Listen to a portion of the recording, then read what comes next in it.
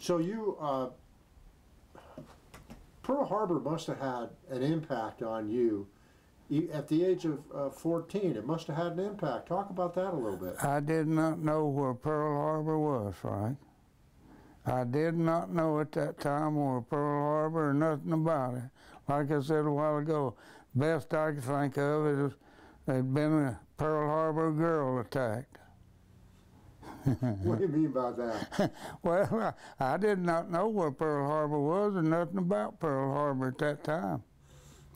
But you clearly learned about it beyond that point. Oh, it didn't take long. So well, I figured I was doing, after I got in there, wasn't nothing I could do but do my part, you know. And that was it. I'm glad I did. I'm really glad I did, but I'd have probably missed it altogether. I'd have missed the service and the whole thing if I hadn't done what I'd done. Then when I got out in 47, I was come 18 years of age, and they sent me a draft notice, and I went up to the courthouse. Miss Kirkpatrick said, I said, you must be some mistake here. I said, I'm a veteran. She said, there's no mistake. She said, you're going to be drafted. You're 18, ain't you? So I went to Asheville that day and joined the Army Air Force. Keep her from drafting me. So what was your career in the Army Air Corps, and how long were you in there?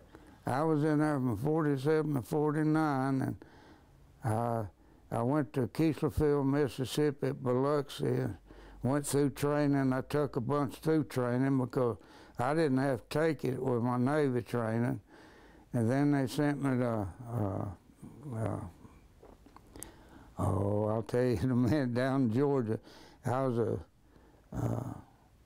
in Squadron Supply as a voucher clerk. I stayed down there the rest of my time. So grand total, you were in the service from? 3.5 years. A little over, about 3 years and 18 months. 3 years and 8 months. Okay, and that's Navy and Air Force combined. Mm-hmm. Okay. So here we are, it's Veterans Day, it's 2012. You first got into all this in March of 1943. How do you feel today? I feel fine. I feel fine. Yeah. Got nothing seriously wrong with me, and I'm in pretty good shape, so I got no complaints. What do you think of on Veterans Day? Do you think of anything? Does anything cross your mind on Veterans Day? Do you go back or have any? Well, I think about a lot of them that didn't make it, and I always do something for on Veterans Day or something that happened over the weekend, and one of my hangouts out here give us a free meal today, so I got a free meal out of it. You were a very young man. Does it, I mean, you may have been, or you may be, the youngest person to have gone in, or the youngest person still a veteran. I'm gonna find out. I'm gonna find, well, to really, a man have to be 87 years old to be able to be in World War II. That would make you the youngest.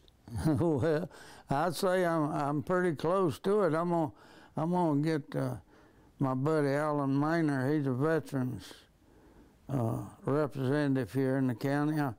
He told me to come by one day and he'd check on it, see how I stood. Sure enough.